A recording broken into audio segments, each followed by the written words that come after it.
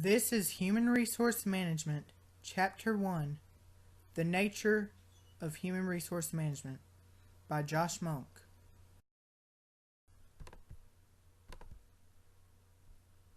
Now, all organizations strive to achieve their goals by combining various resources into goods and services that will be of value to their customers.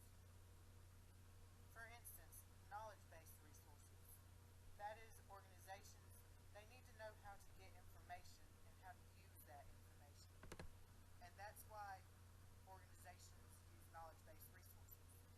Now, human resources are the people that an organization employs to carry out various jobs, tasks, and functions in exchange for wages, salaries, and other rewards. But now the human resource management function, this basically refers to the comprehensive set of managerial activities and tasks concerned with developing and maintaining a qualified workforce, aka the human resources, in ways that contribute to organizational effectiveness. Now, all organizations strive to achieve their goals by combining various resources into goods and services that will be of value to their customers. For instance, knowledge-based resources. That is, organizations, they need to know how to get information and how to use that information. And that's why organizations use knowledge-based resources. Now, human resources are the people that an organization employs to carry out various jobs, tasks, and functions in exchange for wages, salaries, and other rewards. But now the human resource management function, this basically refers to the comprehensive set of managerial activities and tasks concerned with developing and maintaining a qualified workforce, aka the human resources, in ways that contribute to organizational effectiveness. Nowadays, many companies have realized that people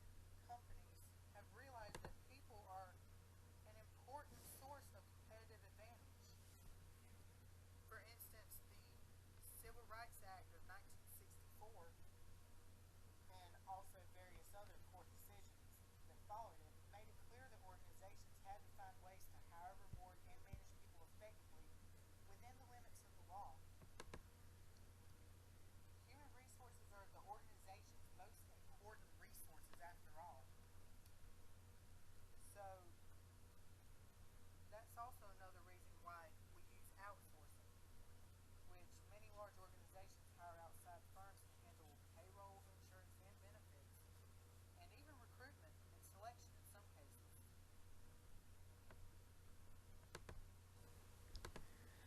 Nowadays, many companies have realized that people are an important source of competitive advantage. For instance, the Civil Rights Act of 1964 and also various other court decisions that followed it made it clear that organizations had to find ways to hire, reward, and manage people effectively within the limits of the law. Human resources are the organization's most important resources after all. So that's also another reason why we use outsourcing, which many large organizations hire outside firms to handle payroll, insurance, and benefits, and even recruitment and selection in some cases.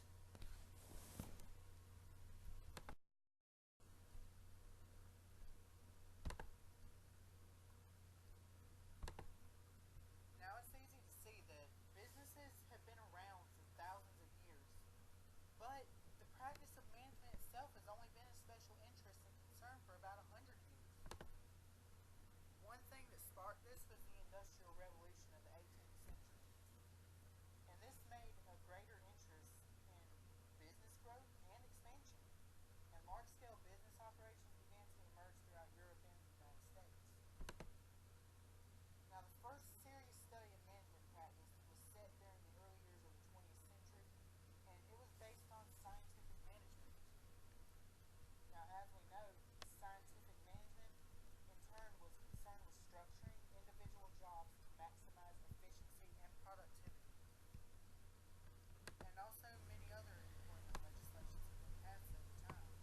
Now it's easy to see that businesses have been around for thousands of years, but the practice of management itself has only been of special interest and concern for about 100 years.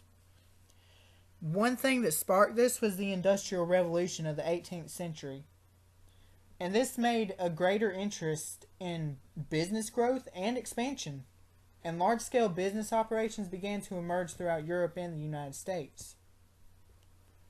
Now, the first serious study of management practice was set during the early years of the 20th century, and it was based on scientific management. Now, as we know, scientific management in turn was concerned with structuring individual jobs to maximize efficiency and productivity. And also, many other employment legislations have been passed over time. You may be wondering, where does the human resource function come from?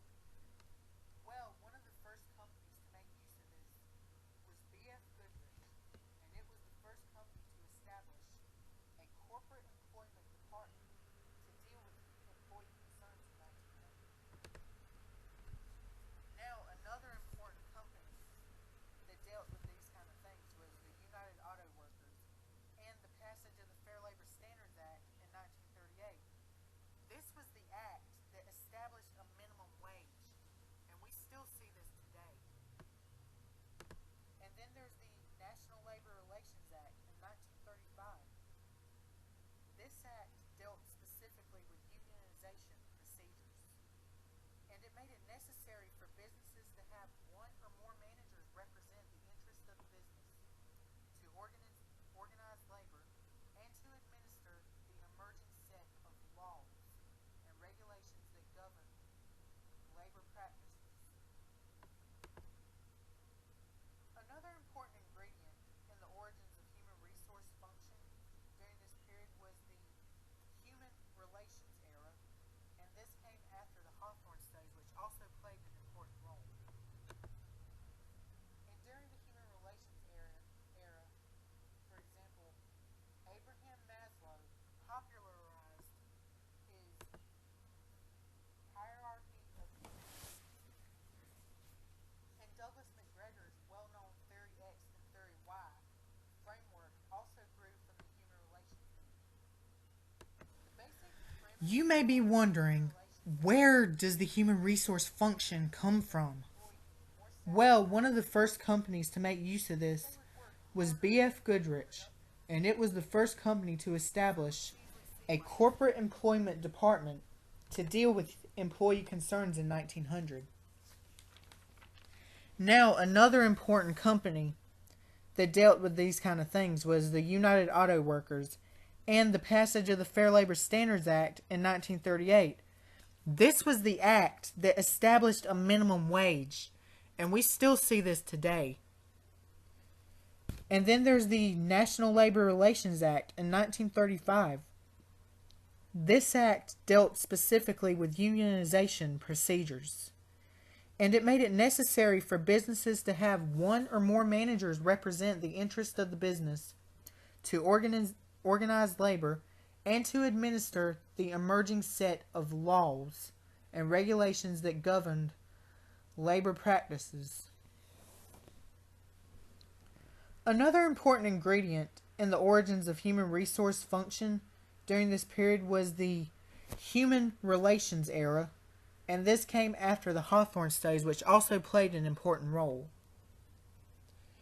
And during the human relations era, for example, Abraham Maslow popularized his hierarchy of human needs, and Douglas McGregor's well-known Theory X and Theory Y framework also grew from the human relations movement.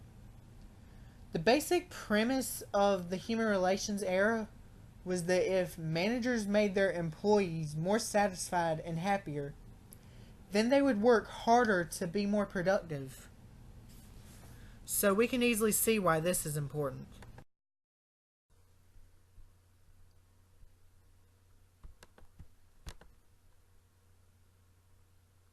Now, during the 1930s and 1940s, personnel management became popular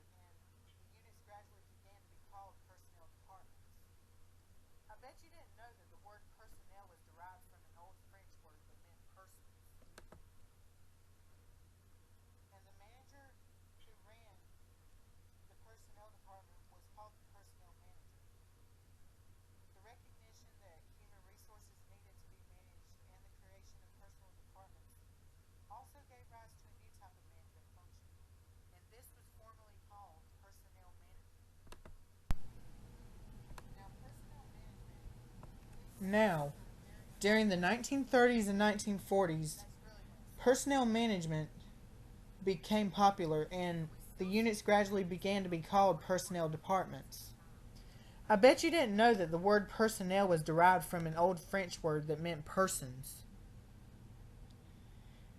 And the manager who ran the personnel department was called the personnel manager.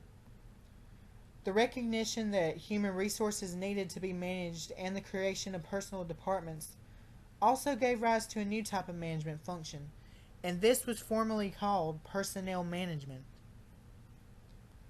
Now, personnel management, it grew further during World War II. That's really when it started to grow. And we still see it today, and it's become even more important over the passage of time.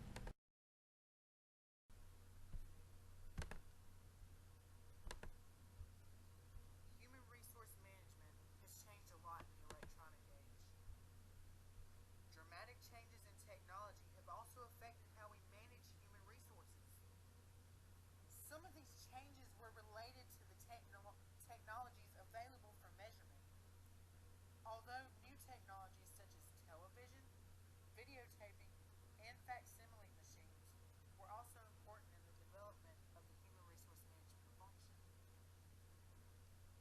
development of the human resource management function. New technology has made human resource management easier in some ways, but it has become more complicated in other ways. Knowledge workers, for example, are employees whose jobs are to acquire and apply knowledge, and they contribute to the organization by the nature of what they know and how well they can apply what they know. And knowledge and new technologies, they just really advance human resources. We can see that with computers and web-based training and how you can get all this knowledge just off of the web. You don't have to go to libraries anymore. You don't even have to sit under teachers anymore necessarily to learn what you would want to be taught. You can just go online and find everything you need. So, in some ways, it's become more convenient for people to acquire the knowledge they need. But in other ways, it's just become more complicated. Human resource management has changed a lot in the electronic age. Dramatic changes in technology have also affected how we manage human resources. Some of these changes were related to the technologies available for measurement. Although new technologies such as television, videotaping, and facsimile machines were also important in the development of the human resource management function. New technology has made human resource management easier in some ways, but it has become more complicated in other ways. Knowledge workers, for example, are employees whose jobs are to acquire and apply knowledge, and they contribute to the organization by the nature of what they know and how well they can apply what they know. And knowledge and new technologies, they just really advanced human resources. We can see that with computers and web-based training and how you can get all this knowledge just off of the web. You don't have to go to libraries anymore. You don't even have to sit under teachers anymore necessarily to learn what you would want to be taught. You can just go online and find everything you need. So, in some ways, it's become more convenient for people to acquire the knowledge they need. But in other ways, it's just become more complicated.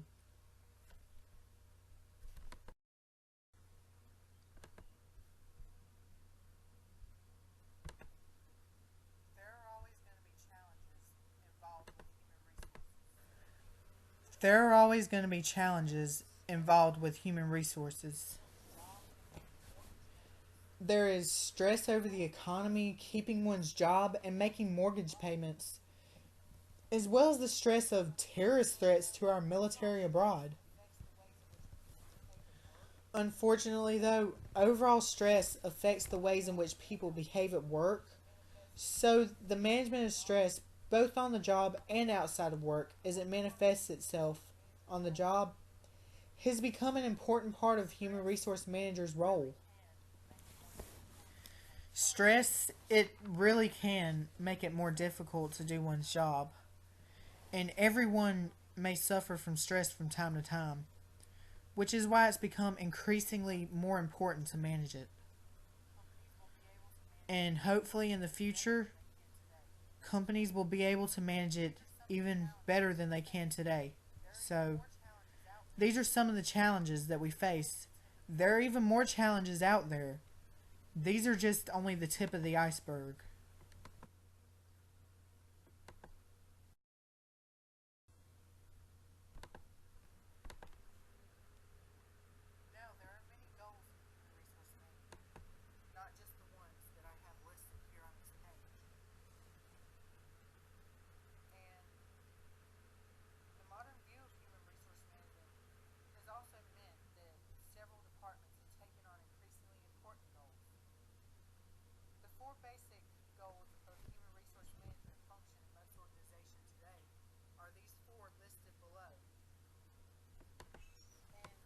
people often associate competitiveness. Now, there are many goals in human resource management, not just the ones that I have listed here on this page. And the modern view of human resource management has also meant that several departments have taken on increasingly important goals. The four basic goals of human resource management function in most organizations today are these four listed below.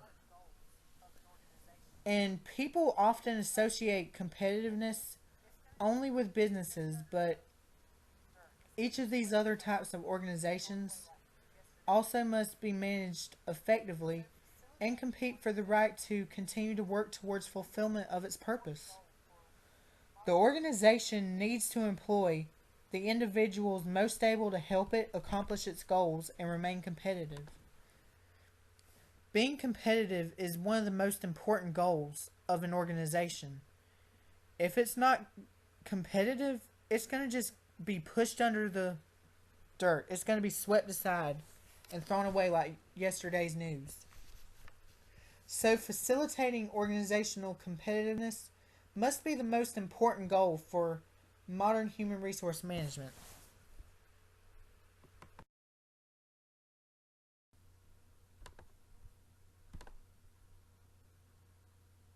Strengthening both productivity and quality has become very important for all businesses.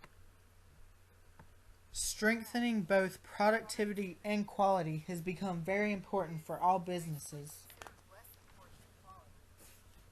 In fact, productivity is basically considered less important than quality. According to Peter Drucker, the American educator and writer from 1909 to 2005, quality in a product or service is not what the supplier puts in. It is what the customer gets out and is willing to pay for. A product is not quality because it is hard to make and costs a lot of money. And as manufacturers typically believe, this is incompetence. Customers pay only for what is of use to them and gives them value. Nothing else constitutes quality. So there you have it. Productivity does not mean quality, and quality is typically greater than productivity. People are not just going to buy a product because it's productive. They're going to buy it because they see quality in it.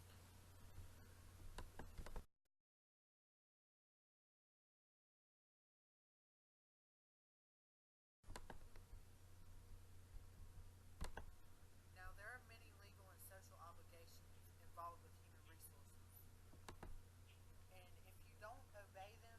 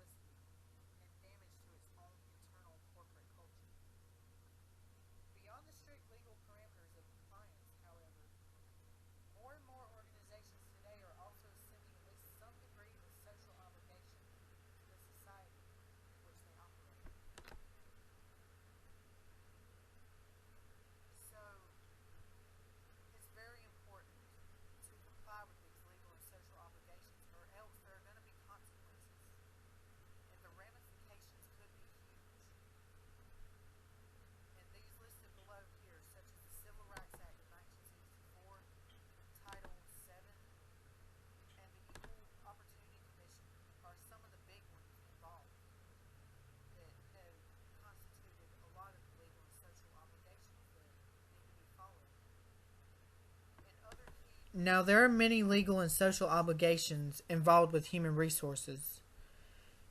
And if you don't obey them, then there could be fines and all kinds of other consequences involved.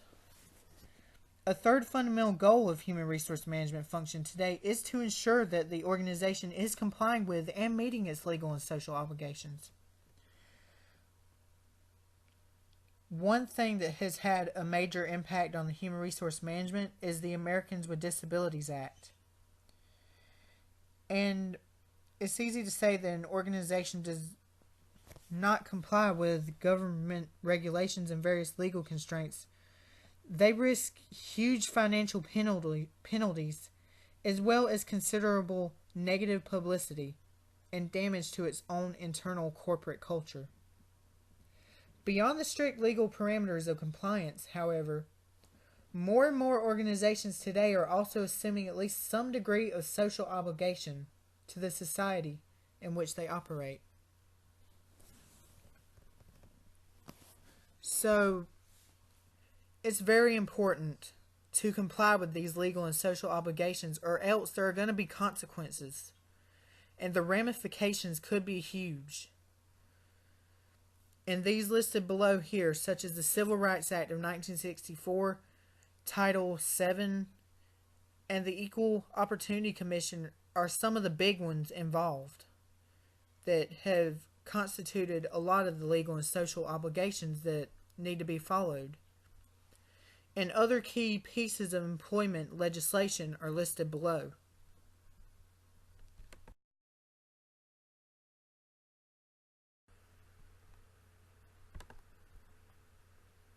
Finally, a fourth goal for human resource management in most contemporary organizations is promoting the personal growth and development of its employees. This is so very important to any organization, especially for efficiency. Now, individual growth and development may also focus on areas that do not relate directly to job responsibilities, and this can be important for well-rounded employees.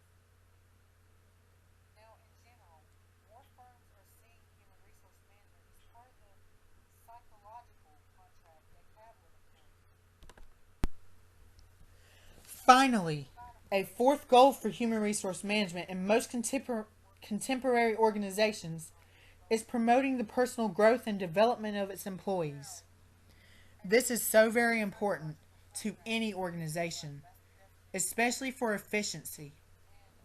Now, individual growth and development may also focus on areas that do not relate directly to job responsibilities, and this can be important for well-rounded employees. Now, in general, more firms are seeing human resource management as part of the psychological contract they have with employees. And they provide a personally rewarding work experience in return for the employees working toward the firm's strategic goals. Now, as you can see, a psychological contract is listed below. That's the definition there. And it's increasingly becoming more and more important to promote individual growth and development with human resources. And companies that do this successfully, they greatly increase their productivity and efficiency. And the quality of the work improves too.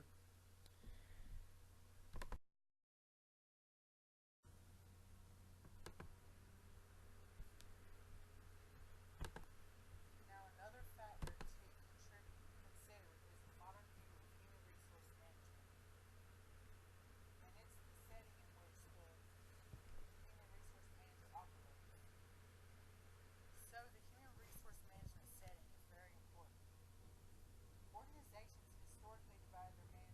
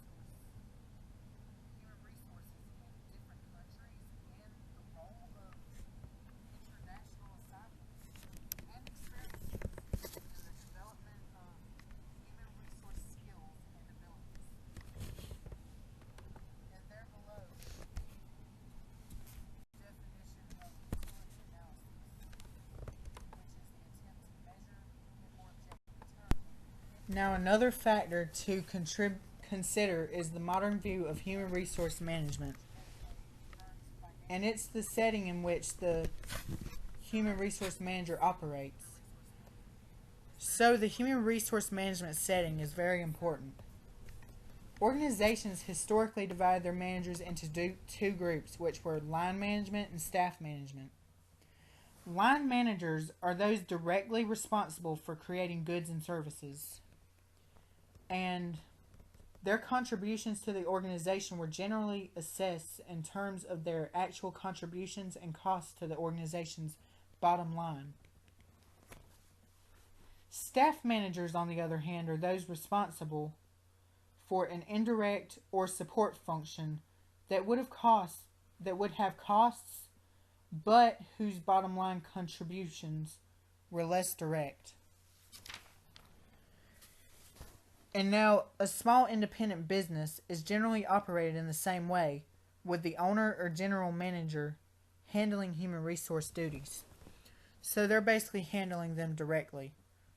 And as a firm grows beyond a certain size, a separate human resource unit may become a necessity, and the issues involved become much more complicated.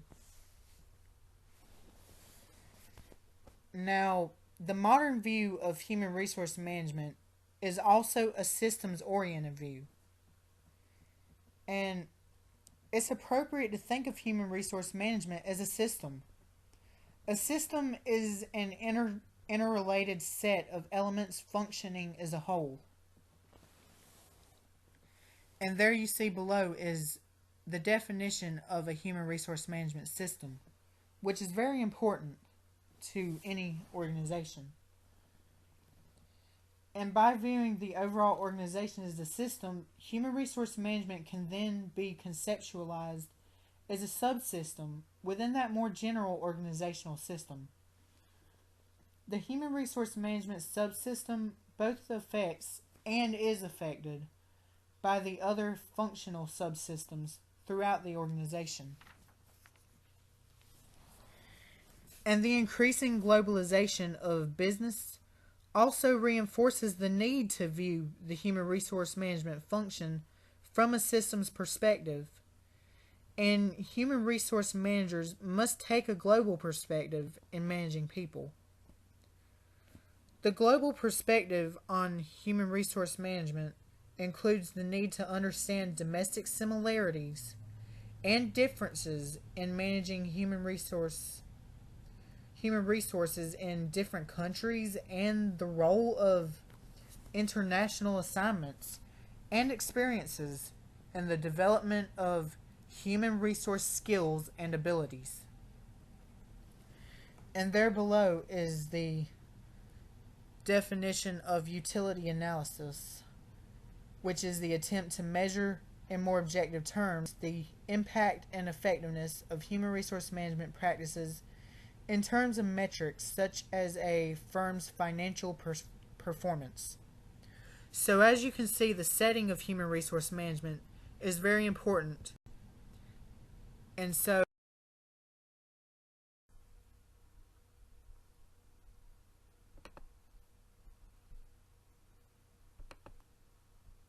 human resource management in itself is an important function in the organization. Human resource managers represent a diverse set of professionals with a variety. Human resource management in itself is an important function in the organization. Human resource managers represent a diverse set of professionals with a variety of backgrounds, experiences, and career objectives.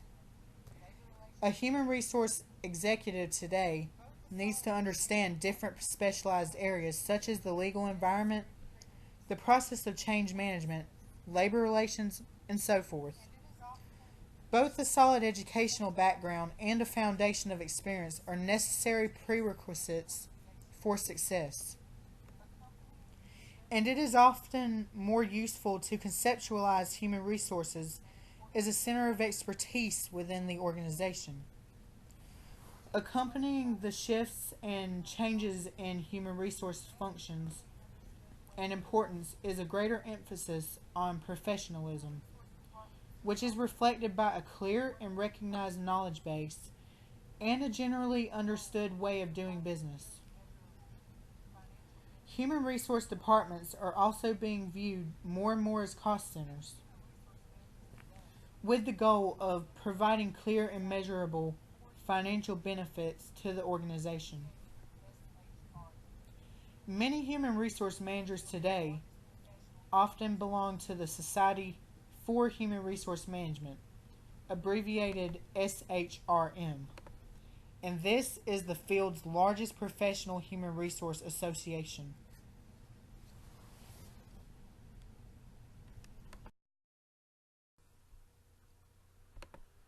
While continuing on the topic of human resource management, the SHRM has also created the Human Resource Certification Institute, abbreviated HRCI, and the HRCI currently offers three course certifications: the Professional in Human Resources, abbreviated PHR, Senior Professional in Human Resources, abbreviated SPHR, and the Global Professional in Human Resources, abbreviated GPHR. And careers in human resource management are also important. Career opportunities in human resource management continue to grow and expand, and they are expected to do so. And another route. While continuing on the topic of human resource management, the SHRM has also created the Human Resource Certification Institute, abbreviated HRCI, and the HRCI currently offers three course certifications: the Professional in Human Resources, abbreviated PHR, the Senior Professional in Human Resources, abbreviated SPHR, and the Global Professional in Human Resources, abbreviated GPHR. And careers in human resource management are also important. Career opportunities in human resource management continue to grow and expand, and they are expected to do so. And another route to human resource management would be through line management, which is a stepping stone to get to human resource management. So, no matter how you view it, human resource management is an important function that is a necessity to any organization and should be continued. Now I give recognition for my work to the following sites. I use the Human Resource Management book, Chapter 1, The Nature of Human Resource Management, to build the foundation of this PowerPoint. And the Introduction to Business, Chapter 15, Human Resource Management, gave me additional information used to help support the information that I use from Human Resource Management. And the images used in this following presentation. Now I give recognition for my work to the following sites. I use the Human Resource Management book, Chapter 1, The Nature of Human Resource Management, to build the foundation of this PowerPoint.